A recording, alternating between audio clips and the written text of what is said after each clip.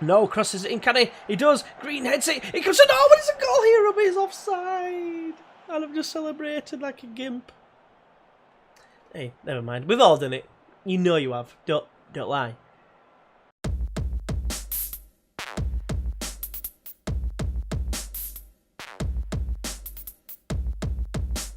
Hey everyone, and welcome to episode 18 of Turmoil at Tranmere with me, GWFM. First of all, I want to say a massive thank you very much for your support over the whole series, but in particular the last couple of videos. I've not been about to, see the feedback and say thank you very much, whatever, because I tried doing them all in one go to cover up to Friday, so it gives me the weekend, Saturday, Sunday, this episode going out on Monday, of course.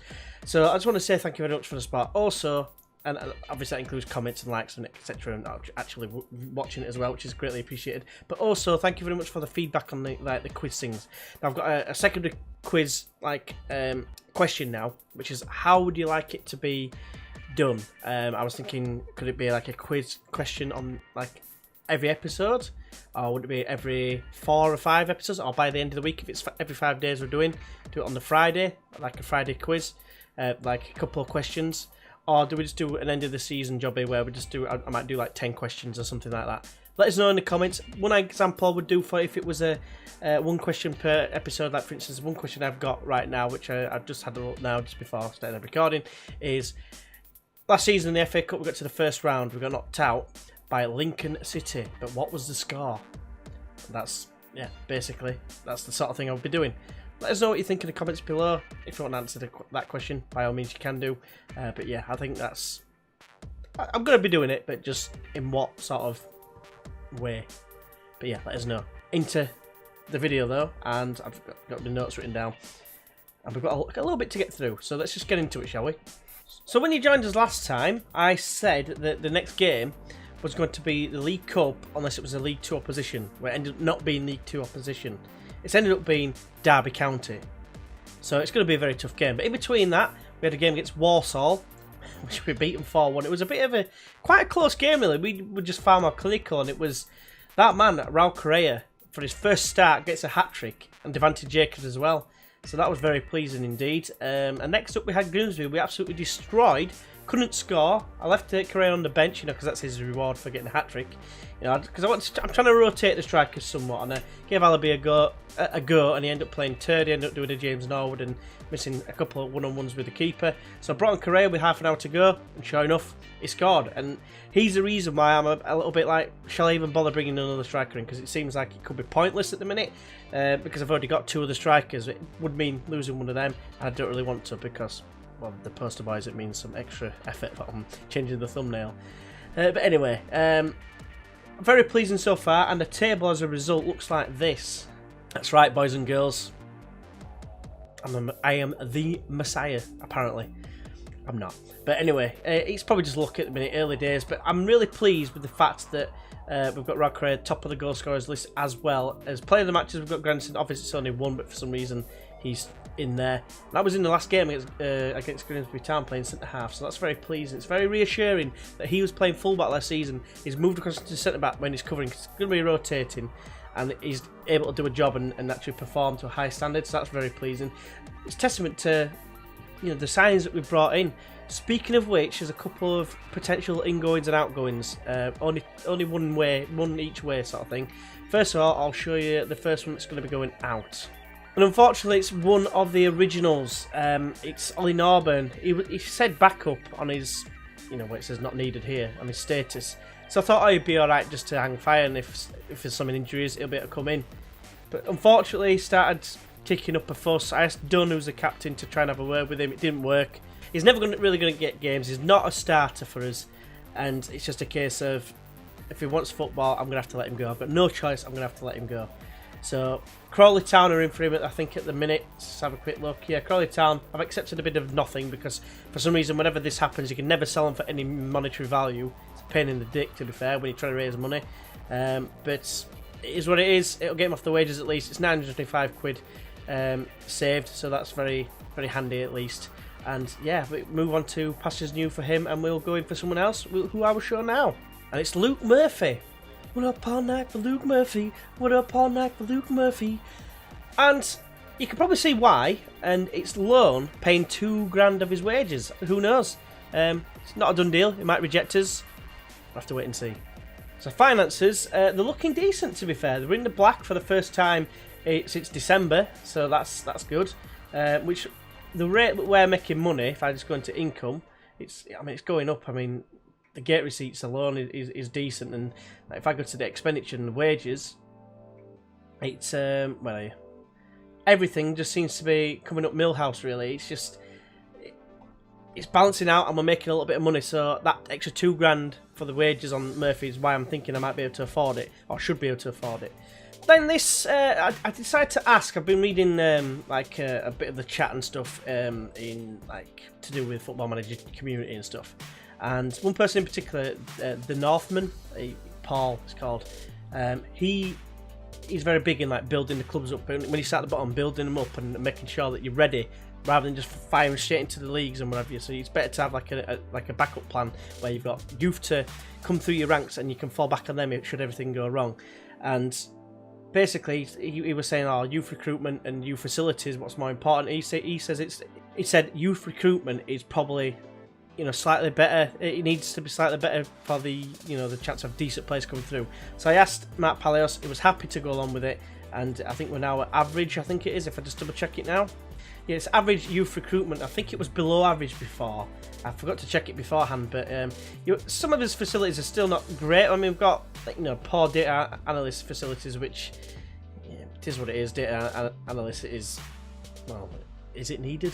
But yeah, the youth facilities are adequate. We need that to go up, but it costs money. And when I asked them, we were still in the red technically, so it didn't count. But the one thing, the reason why I'm wanting to do this is, this brings me on to the next point, is we're struggling really in terms of we've got homegrown players coming through that have to be trained at your club, and I'm having to use literally the 16-year-olds that we got in the last youth intake because we've got no one at the club.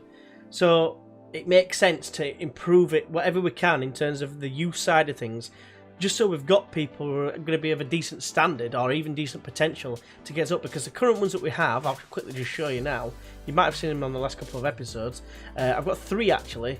We've got, I'll show you Peter Benjamin first, who he actually came on in the 4-1 win against Walsall. And it's showing some improvement. Technically, needs a lot of work. Same sort of thing is with Lewis Dyer here. He's another young kid that he had a lot of greenery, so I thought, I'll give him a go. He's a left winger. And the other player is Steve Ward, who I think he was arguably the best one of the lot. He's not the quickest. He's like a younger version of Steve McNulty. It is what it is. That's the sort of standard we have at the moment. They're the best ones. But we need better than that, don't we? So that's the whole thinking behind it. I'm waffling a little bit. Let's move on to the dynamics really quickly. So you can see here everything is really awesome at the minute. We've got good, very good, and very good. Only one player is unhappy. It's Ollie Norburn, of course. I've got it down here. You can see trying his best to get rid of him before the transfer window. It shuts in a couple of days. And yeah, the hierarchy. I forgot to show this last time when I did this, but the amount of support that the players are giving me is awesome. There's only 10 players that have no real opinion of me, which I'm not bothered about. It's the opposition of me, if you like, that you need to worry about. Social groups, just briefly there, you can kind of see them there. Pause it if you want to have a look. But yeah, I'm just happy that they're all getting on. And then finally, we'll have a quick look at my profile. And as you can see, we've now gone up to 3s instead of 2s in some of the areas where we were, well, like I said, 2s. So, but yeah, we're doing all right. Like I said, it's slow progression, but 1.5 star reputation now. Obviously, the promotion helped. But yeah, very pleasing to say the least. But now we're going to have a look at today's opponents, which are, of course, Derby County. They finished 10th in the league last season. Alan Pardew, the dancing guy, dancing guru, is brilliant. Shows here is decent, especially for championship level. So, yeah, we're going to be in for a tough game. Joe Ledley is the key player, and he's very, very good. He's got an awesome beard. Yeah, you can see his all-round game is very, very strong. But enough about Derby County, it's all about today's lineups. And here we go, these are the lineups. We've got Davis in goal for us, we've got Sessignon at right back, Buxton at left back, Clegg partners the Hound in the middle of defence. We've got Slater alongside Kasumu in the middle of the park, with Dundas ahead of them, Green on the right, Jacobs on the left, with Correa up top, hopefully continuing his awesome form. Then Mitchell is in goal for Derby County. McCarthy at right back, Forsyth at left back with Shackle and Pearce in the middle of defence. That man highlighted Joe Ledley against Tom Huddleston, who for me is absolutely quality, just shit slow. It's like McNulty in the middle of the park. Got Russell on the left, Akins on the right with McAllister and Blackman up top. It's going to be a very tough game, but let's get into this team talk. Let's be assertive. Let's say that we are underdogs, and because that's the best thing really I can say to them at this point. They look inspired and ready for the match ahead. I'll see you after the tunnel. Right, so here we go. Dodgy questions because I dropped Grandison because of fitness issues, 92%. And I thought, well, there's a couple of players on 92, but I just thought I'd give Clegg a go. Clegg is actually our best defender now. It's gone up. All of a sudden, he's gone from 2.5 star to 3.5 star because of how he's been performing. Right, so Kasumu, I need to put it onto retain possession to frustrate the hell out of them, like we did against Hull City. Done. It's a shot. It's gone wide. Right, let's do it now. Do it. Come on, do it now. Retain possession. I don't know why it turned kind of like French a little bit there, but never mind. Sessignon's got his 3rd yellow card of the season, so he's leading the way, I'm sure. Green heads away though, and this is a counter attack. Jacobs now. Can he play a cracking ball over the top? It's terrible, I know. Feel free to unsubscribe there. Green heads it wide, does it? The side netting. Right, so just before half time, Correa's picked up a knock. It says he's got a bruised knee or something. But Kasumu smashes it wide. But he's not got the orange icon, so I think he should be alright. So half time is in. To be honest with you, I'm quite pleased. And I'm going to tell him I'm pleased, and that's not the response I wanted. We're doing alright. We just need to sneak that goal. Hopefully we'll get it in the second half. Have to wait and see, won't we? But that sort of cheeky flick by Correa to get back to Dunn to kick us off in the second half. But yeah, come on boys. Can we get another upset? It'd be great if we could, but just thinking about the monetary value, I think. It's not like the FA Cup where you get more money, but the more money we can make, the better in the long run, of course. I just want to say I may attempt, I know it's probably not what people want to hear, but I may attempt to try and get ahead again just because it's a Christmas period coming up. In fact, that's a question for you. What are you guys hoping to receive on Christmas? That'd be an interesting one, I think. But yeah, basically it's a case of I know that I'm going to be busy and tied up all day Christmas Day and Boxing Day, and it's just a case of I'm not entirely sure what's happening on the 27th, but Mitchell, Kasumu with a shot. It's just a case of trying to give us a bit of a chance to get stuff recorded, so there might be 2 or 3 where I might not respond. So right, so we're going to make a couple of changes. We're on the wrong screen, of course, but we're going to bring on Chrissy Davis. Correa's had a bit of a poor game. He's had a bit of a mare, hasn't he? Let's bring on... Go on, let's bring on James Noel for a bit of fun. A couple of 1-on-1 misses just to rub the salt into the wounds. And then plays it and gives it away to McCarthy. But Clegg is there again. He's an absolute animal, is Clegg. Can't believe that he was just unattached to anyone. I'm just looking for a defender, like a young prospect. Like, we're better than Gums. No, crosses it in, can he? He does. Green heads it. He comes to no, but it's a goal here, but he's offside. And I've just celebrated like a gimp. Hey, never mind. We've all done it. You know you have. Don't lie. Because Green is having an absolute mare. Alabi's going to come on. We're after a goal. Alabi's penalty taking is 7, which is dog turd. Oh, I've just remembered there's that new ruling, isn't there, that you can get a 4th sub if it goes to extra time. I mean, there's 5 minutes to go. We're beating them on chances as well. We've had twice as many. Clegg, I thought you were going to be the goal hero. He's playing very well. 7.3. Who does lose it in the air, but Chrissy Davis brings it down and then finds Norwood on the right hand side. He's been booked. Plays it over the top for Alabi. Alabi's in! 1-on-1 with the keeper! So it's the end of 90 minutes, which means this video might be a little bit of a longer one. So apologies for that in advance. We're looking for 1 goal, aren't we, really? It's time for everyone to dig in and give everything you've got left! We deserve to win this match! Let's go and do it! Is that convincing enough? Apparently so! Go on, lads. Passionately. Say I've got faith. Come on. All green. Yeah. Sea of green. Get on with it. Yeah, this recording is currently half an hour long. I meant to be like a quick recording. It was half time between Arsenal and Liverpool. I thought, oh, I'll quickly do a video. I might go 10 minutes over or something and then get into the Liverpool and Arsenal game again. But never mind. Jacobs is on the ball. Finds AC Slater. Now it's Chrissy Davis. That's Sumo. I'm pretty sure I can make that sub. I was not that. Do we need to? Alabi, get in! Come on, boys! Alabi with the late winner, dare I say? Come on now, boys. Can we hold on? McKevely, I think he's decent at penalties, you know. I might bring him on. In the last minute of... Well, the last minute, basically. Norwood. What a hero. I thought if it were nailed down, he was going to shoot there, wasn't it? I thought he was going to shoot straight at keeper or hit the post or side netting or something. Hell, we could do it against Derby as well. It's like Bristol City all over again, but League Two. I'm getting all nervous again now. What's going on? I'm telling you, it's this. I'm getting like a newfound like appreciation for Tranmere Rovers. I don't know why, but yeah, it's good. Right, so half time. Let's get into the second half. I'm going to leave it well about the 115th minute or so. Bring on McKevely. Hopefully, there's not too much happening between that. I don't think I could take penalties. Not at this point, but 107 minutes in, it looks like they're going to have a chance perhaps here. We don't deserve to draw this game in the 90 minutes alone. We've had twice as many chances. We've had the clear-cut opportunities as well. They're going to have their first shot, and it's our meaningful chance, and it's going to go over the bar, fortunately for us. Right, 5 minutes ago, I watched this highlight, then I'll be making that change for McKevely just in case. Just to shore it up a little bit at the back. Probably take the hound off if I'm honest with you, because he's playing not as well as Clegg. Clegg on the ball, just as mentioned. It goes back to Davies. I thought we were going to intercept it. Davies, it looked like he passed it straight to him, but thankfully he didn't.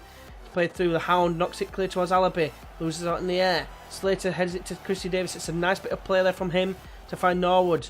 Chips it over for Alabi to chase. He's never going to get there now. Butterfield picks up the loose ball, but he's giving it straight to Norwood. Christy Davies finds Norwood. Is in shady acres of space. Can he whip the ball in to make it 2-0? Come on, boys. Alabi! Oh, what happened there? It's a corner. Time to make the change. The hound is absolutely buggered as well. So's Clegg, to be fair. Right. Yeah, this is that new ruling that I say. It's, I remember, I think it got introduced either last season or this season where you can make 4 subs. I think it's this season, actually. So that's very handy because it means you can, like, well, 1, rest a player, and 2, you can, you know, get a penalty taker on. Aikens has given it away and Alabi's in. Can he finish it? Oh, Mitchell with a save. He's had a good game, to be fair, Mitchell. 40 seconds from another famous win. This time at home, Prenton Park. Look, all these fans are all... I'm pointing at them. But yeah, look at them all. They're buzzing. I'll point that way because that's roughly where they were. That sort of direction. Clegg's on it, though. In a crossing position. He plays it in field. Kasuma. I don't think he was the intended target, but he gets it anyway. Now it's Norwood. Get it whipped in, mate. Get into corner. In fact, no, get into corner. What am I talking about? It's a corner. That's going to be it, boys. Sorry for the longer episode, but it can't be out when it's 90.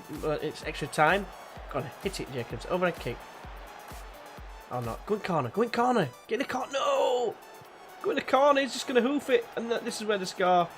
Yes! Get in, boys! I'm not entirely sure how much money that's worth. But it's going to be worth a lot to us. Even if it's like 50 grand, it's a lot to us. But yeah, I'm actually buzzing with that. Absolutely buzzing. Alabi.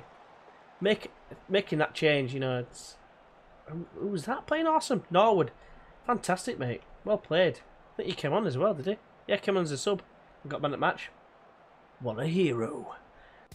So one other thing of note, by the way, is of the other League Two sides in the last episode, there was only Yeovil, and I think it was against Aston Villa, it was going to be Aston Villa or Yeovil. They were the only other representative of League Two. So now we're going into the third round, and this is where we could get potentially a big boy, like, you know, dare I say it, a Man U, or a Liverpool, or something like that. It's just like, it's crazy. I can't believe that's happened. But anyway, I'm not going to go into that. We'll sort all that afterwards, off camera. Let's have a look and see who we're going to be facing on the next episode. And I think I'm going to stay true to what I said before. It's going to be Barnet. That's what I think I'm going to come back for, is the Barnet game. Another home game, and it should be a decent one. It would be, you know, 3 more league games played, so we'll have a bit more of an indication of how well we're actually doing in the league. Obviously, teams do well and sometimes falter away. I think back to when I think it was Hull City. They had a decent start in the Premier League, and then they just faltered. And eventually, I think they either finished just outside relegation, or they actually got relegated. I can't remember exactly. So thank you very much, everyone, for watching. It's greatly appreciated, as always. Apologies once again for the length. But yeah, we're going to be coming back for the Barnet game at home. Can't believe we've just beaten Derby County as well. And we didn't just beat them, we chuffing outplayed them as well, which is really really positive, that, and it bodes well for the future. The only thing is, half of the team out of my players. Hopefully when the contracts run out and that, I might be able to sign them on. As it seems, a couple of them I could have signed, but I couldn't do anything until the loan had finished. But it turns out they signed a contract extension at their clubs that we loaned them from, basically. So I wasn't able to do that. The only one I could do it with was Correa. So never mind. But anyway, hopefully you join us for the next one. And until then, I'll see you then. Bye-bye.